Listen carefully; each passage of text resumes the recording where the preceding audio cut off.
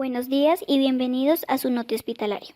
Como ya saben, diariamente tenemos un tema hospitalario y para el día de hoy hablaremos de los factores de riesgos químicos que son compuestos por todas aquellas sustancias químicas que en condiciones normales de manejo pueden producir efectos nocivos en las personas expuestas. Los factores de riesgos químicos están divididos en factores externos o internos. Los internos corresponden a la peligrosidad y a todas las características físico-químicas del producto, y los externos al almacenamiento, transporte y manipulación. A continuación hablaremos y proporcionaremos más información entrevistando a 3 estudiantes de instrumentación quirúrgica de cuarto semestre. Laura, buenos días. Me estabas contando que existen varias vías de penetración de estos químicos. ¿Cuáles son?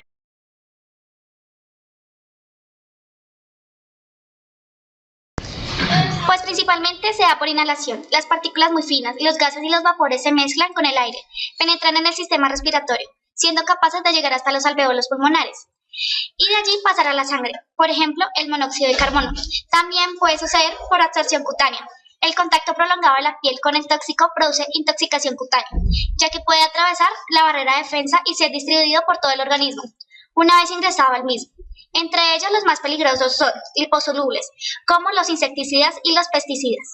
Y por último, por ingestión. La sustancia ingerida conlleva un riesgo específico dependiendo de su naturaleza.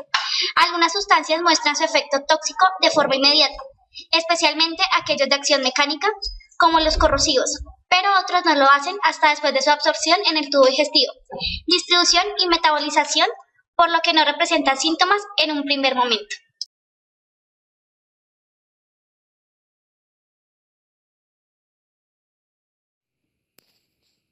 Muchas gracias, Laura.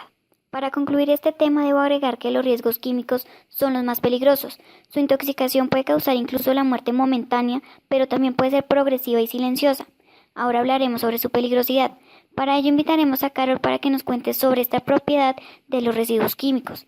Buenos días, Carol. Me estabas contando que la peligrosidad es de todo material nocivo o perjudicial que genera o desprende humos, gases, vapores, polvos o fibras de naturaleza peligrosa, ya sea explosiva, inflamable, tóxica, infecciosa, radioactiva, corrosiva o irritante, en cantidad que tenga probabilidad de causar lesiones y daños a personas, instalaciones o medio ambiente. Pero ¿cuál es su clasificación y cómo se define cada uno de ellos? Pueden ser de varios tipos. Empezaremos con los explosivos, que son sustancias y preparaciones que pueden explotar bajo efecto de una llama o que son sensibles a los choques o fricciones, como por ejemplo la nitroglicerina.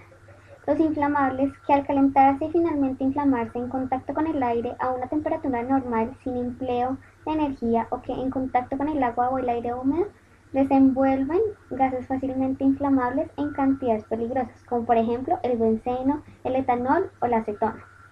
Los comburentes son todos aquellos que tienen la capacidad de incendiar otras sustancias, facilitando la combustión e impidiendo el combate del fuego, como por ejemplo el oxígeno, el nitrato de potasio y el peróxido de hidrógeno. Los corrosivos son productos químicos que causan destrucción de tejidos vivos y o materiales inertes, por ejemplo, el ácido clorhídrico o el ácido fluorhídrico. Los irritantes, que son preparaciones no corrosivas que por contacto inmediato, prolongado o repetido con la piel o las mucosas provocan una reacción inflamatoria, como por ejemplo el cloruro de calcio, el carbonato de sodio, entre otros. Los nocivos son sustancias y preparaciones que, por inhalación, ingestión o penetración cutánea, pueden implicar riesgos a la salud de forma temporal o alérgica, por ejemplo, el etanol, el diclorometano o el cloruro de potasio. Los tóxicos son sustancias y preparaciones que por inhalación, ingestión o penetración cutánea pueden implicar riesgos graves, agudos o crónicos a la salud, por ejemplo, el cloruro de bario, el monóxido de carbono. Radioactivos son sustancias que emiten radiaciones nocivas para la salud. El contacto de estas con el medio ambiente puede provocar daños al ecosistema a corto o largo plazo. Estas sustancias se representan con símbolos de reconocimiento universal que se denominan pictogramas, que se representan en caracteres negros sobre fondo amarillo, a excepción del que representa sustancias nocivas o irritantes, que se representan sobre todo fondos naranjas para evitar la confusión con demás radioactivos. También podemos encontrar otros tipos de clasificación De estos, entre ellos se encuentra la de las Naciones Unidas, que a diferencia de las demás clasifica los químicos por colores, imágenes y nombres. La NFPA 704, que es más específica, nos indica que el riesgo de inflamabilidad va de 0 a 4. Extremadamente, el número 0 no arde, el número 1 es combustible si se calienta, el 2 es combustible, el tercero es inflamable y el cuarto es extremadamente inflamable. El riesgo de reactividad va de 0 a 4. El 0 es estable, el 1 es inestable si se calienta, el segundo hay un cambio químico violento, el tercero puede detonar pero requiere una fuente de inicio y el cuarto puede detonar. El riesgo especial se encuentra en letras, que la primera es P, que es polimeriza, el oxi, que es oxidante, el ácido, que es ácido, el ALC, que es alcali, el cor, que es corrosivo, la W, que es no usar y agua, y un símbolo que podemos ver en la imagen, que es radiación. Y el riesgo para la salud va de 0 a 4. El 0, que es el material normal, el 1, que es ligeramente riesgoso, el segundo, que es riesgoso, el tercero es extremadamente riesgoso y el cuarto es fatal. Y por último, la HIMS-3, que nos indicará la peligrosidad del químico, va de H, que es la protección personal, 1, que es peligro físico, 0, que es inflamabilidad, y tercero con un asterisco al lado, que es salud. Esta clasificación es del ácido clorhídrico.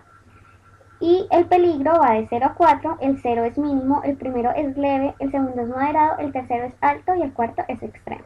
Veremos los tipos de productos que existen. Para ello llamaremos a Roxana, que nos contará sobre ello. Me estabas contando que el estado de un producto químico puede influir en cómo penetra en el organismo y en alguna medida en el daño que provoca. Las principales formas materiales de los productos químicos son sólidos, polvos, líquidos, vapores y gases. Pero, ¿cómo diferenciarlos? Que son productos químicos que probablemente ocasionen envenenamiento químico. Algunos pueden provocar envenenamiento si tocan la piel o pasan a alimentos cuando se ingieren. Estos pueden depender de vapores tóxicos que se inhalan siendo inflamables y explosivos, además de corrosivos para la piel. Los polvos son pequeñas partículas de sólidos. El principal peligro de los polvos peligrosos es que se pueden respirar y penetrar en los pulmones, o bien ser absorbidos en la corriente sanguínea y pasar a través del organismo, o pueden causar lesiones en los ojos. En determinadas condiciones, los polvos pueden explotar, por ejemplo en cilios de cereales o en harineras. Los líquidos son muchos productos químicos que desprenden vapores que se pueden inhalar y ser sumamente tóxicos, según la sustancia de la que se trata. Algunos productos pueden dañar inmediatamente la piel y otros pasan a través de esta al torrente sanguíneo, por lo que pueden trasladarse a distintas partes del organismo. Los vapores son sustancias líquidas que se evaporan a temperatura ambiente, lo que significa que forman un vapor y permanecen en el aire. Los vapores de algunos productos químicos pueden irritar los ojos y la piel. Su inhalación puede tener consecuencias graves en la salud. Estos pueden ser inflamables o explosivos. Los gases es fácil detectar la presencia por su color y su olor, pero hay otros gases que no se pueden ni oler ni ver en lo absoluto, y solo se pueden detectar con un equipo especial. Los gases pueden ser inflamables o explosivos, pero para ser más concisos, explicaremos cada uno. Cuando la solución es irritante o corrosiva, puede generar en el cuerpo humano una enfermedad ocular o pulmonar. Puede durar de unos minutos a varios días. Genera inflamación, quemaduras, ampollas de la zona expuesta. Con frecuencia se cura tras una exposición aguda. La exposición crónica puede provocar daños permanentes. Por ejemplo, el amoníaco, el ácido súfrico, el óxido de nitrógeno, la soda cáustica.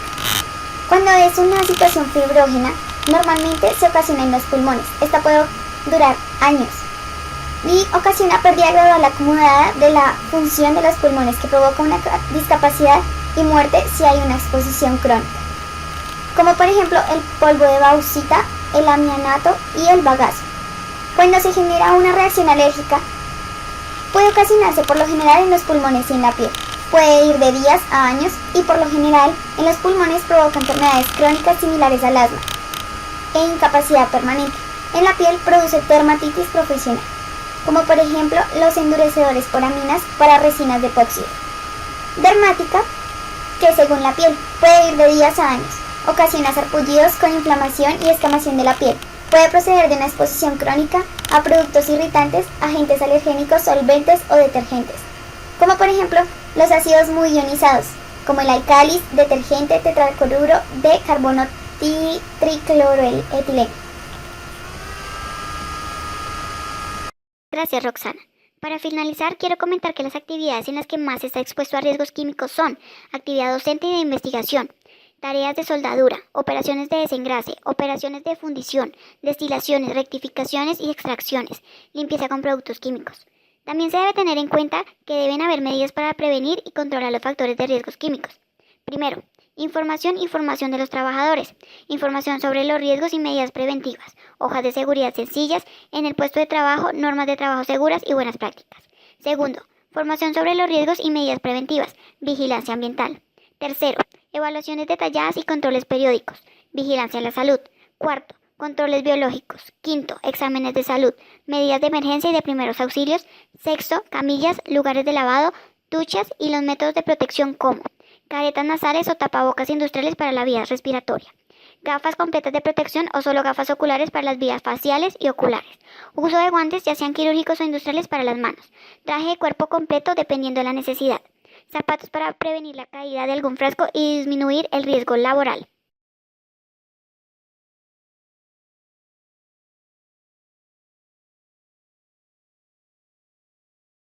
Created using Powtoon.